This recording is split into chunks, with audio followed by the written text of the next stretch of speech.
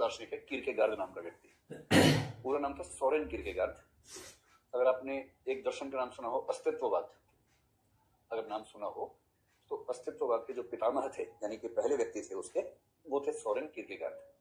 19वीं century Germany के दार्शनिक थे। इन्होंने बड़ी अच्छी बात की, मैं आपको बात समझाता हूँ, आप ऐसी बातों को अपने शब्दों में अपने निबंध में लिख के आइएगा। आप में से कुछ लोग उसी स्थिति से गुजर रहे होंगे जिस स्थिति से ये गुजरे थे। वो स्थिति क्या होती है कि ये दिमाग से सोच रहे थे कि ईश्वर है या नहीं, इनको ईश्वर पर डाउट भी था, भरोसा भी था। और अगर आप इस दुनिया को ध्यान से देखेंगे तो आपके पास ईश्वर को मानने की और ईश्वर को न मानने की पर्याप्त वजहें इकट्ठी हो जाएंगी। वो आपके नजरिए का फर्क है, आप कैसे देखना चाहते हैं। जैसे आपके पक्ष में कुछ ऐसे संयोग घटेंगे जो आपके पक्ष में घटने जरूरी नहीं थे, पर संयोग से घट गए आपके पक्ष में, फायदा हो गया आपको।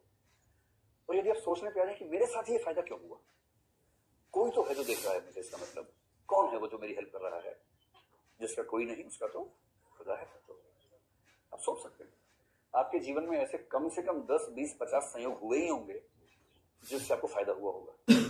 और वो संयोग सबके साथ नहीं होते हैं, वो बाई चांस आपके साथ ही हुआ होंगे। अगर आप उनका लॉजिकल रीजन ढूंढने पे आ ही जाएं तो आप मान सकते हैं कि ईश्वर है।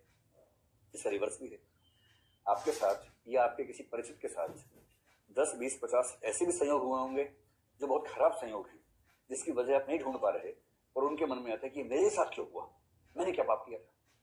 कुछ नहीं ढूंढ पाएंगे आप रीजन, और फिर आप अंत में कहेंगे कि अगर ईश्वर होने का यही मतलब है कि कुछ भी हो जाएगा तो ऐसे ईश्वर को हम नहीं मानते, बाहर में जाए ऐसा ईश्वर। संयोग अच्छे बुरे इतने हैं हमारे साथ जीवन में, मेरे साथ, मेरे परिवार के साथ, दोस्तों के साथ, आपके साथ, कि उनमें से हम कौन से संयोगों को फैक्टर की तरह इस्तेमाल करते हैं, इससे तय होता है कि आप ईश्वर को मानना चाहेंगे या नहीं मानना चाहेंगे। ये चॉइस का मामला है। और जो उत्साही लोग शुरू में दिमाग से सोचते हैं ना ईश्वर है या नहीं, मैं भी एक जमाने में ऐसा उत्साही, आप भी रहे होंगे। जैसे आप ईश्वर को मानते हैं तो साबित करने का प्रयास करते हैं, ईश्वर है मैं साबित कर दूंगा। सामने वाले कहते करो साबित, तो अजीब सी बात है, हर चीज का कारण है कि नहीं है? हाँ है। तो दुनिया का क्या कारण है? वही ईश्वर है। इससे बकवास आर्गुमेंट दुनिया में कोई हो नहीं सकता है, महाबकवास आर्गुमेंट है। इसी कोई सैंक्टिटी लॉजिक की दुनिया में से कोई सैंक्टिटी, कोई पवित्रता एक पैसे की भी नहीं है इस आर्गुमेंट की। पर जब आदमी उत्साह में होता है ऐसी बकवास करके सोचता है कि उसने ऐसा महान तर्क दे दिया कि जेठ मनाने भी क्या करेगा ऊपर जाके, हमने जो तर्क दी उसकी बात ये बकवास तर्क।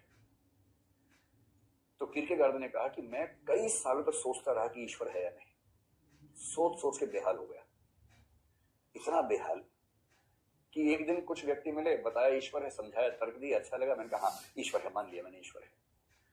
अगले दिन कोई रिवर्स वाला मिल गया, 4 तर्क ऐसे फेंके कि जवाब ही नहीं है। अब मैं रात भर बेहाल हूं कि ईश्वर नहीं है। अब कोई पूछ रहा ईश्वर है या नहीं, मैं कह रहा हूँ यार भाई पता नहीं, कल तो था, आज सुबह से तो नहीं लग रहा है। बड़ी दिक्कत रहती है, दिमाग लहूलुहान हो जाता है सोच सोच के।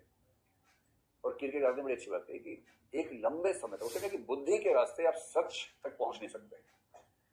बुद्धि से तथ्य मिल जाएंगे आपको, बुद्धि से तर्कों के निष्कर्ष मिल जाएंगे, लेकिन बुद्धि से सत्य नहीं मिलेगा, ट्रुथ नहीं मिलेगा, क्योंकि ट्रुथ सब्जेक्टिव होता है। उसका एक बहुत प्रसिद्ध कथन है, ट्रुथ इज सब्जेक्टिविटी, सत्य आत्मनिष्ठता है। ये कथन इसी व्यक्ति का, इस कथन को भी नोट कर लीजिए, कहीं ना कहीं काम आ ही जाएगा। Truth is subjectivity. क्यों कहा उसने, इसी बात को आगे एक्सप्लेन किया। उसने कहा कि मैं दोनों पक्षों के तर्क सुन सुन के, पढ़ पढ़ के तबाह हो गया। मेरी बुद्धि इतनी आवारा किस्म की हो गई कि सुबह इधर शाम उधर, जहां 4 वाक्य के यहाँ पे आ जाए तो उधर भाग जाती है, फिर उधर भाग जाती है। और एक लंबे समय तक इस अनिश्चितता को जीने के बाद धीरे धीरे एक स्थिरता मेरे जीवन में आ गई और मेरे मन में यह बात स्पष्ट हो गई कि ईश्वर है। पहले मैं विरोधी तर्कों को सुन के परेशान हो जाता था, अब मैं परेशान नहीं होता। पहले मैं समर्थन के तर्कों को सुनकर उछलने लगता था, मैं उछलता नहीं।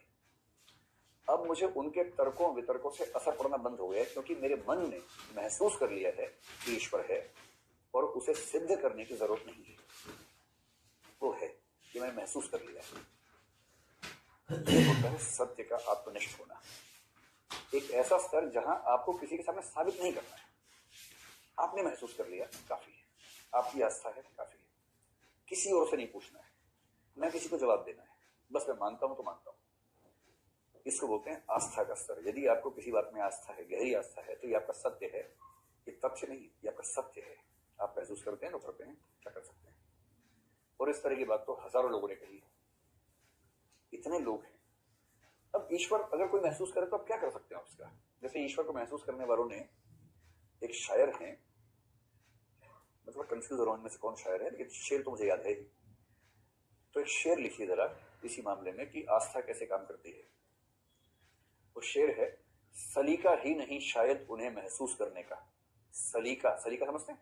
हाँ, सलीका ही नहीं शायद उन्हें महसूस करने का।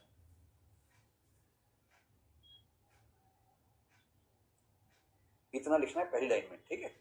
सलीका ही नहीं शायद उन्हें महसूस करने का, कॉमा। अब सेकंड लाइन में आ जाइए, जो कहते हैं खुदा है तो नजर आना जरूरी है। जो कहते हैं खुदा है तो नजर आना जरूरी है। कई ऐसे बोल मिलेंगे, आप कहेंगे भगवान का दिखाओ दिखाओ, समझाओ जरा, सुनेंगे हम, टेस्ट करके देखेंगे। ऐसी पागल यार, एक बात हुई, कोई लगी हवा है, दिखाओ हवा दिखाओ, हम देखेंगे हवा को। तो अगर सच में ईश्वर होगा, सोच के देखिए, प्रपोजिशन सोच के देखिए, अगर ईश्वर है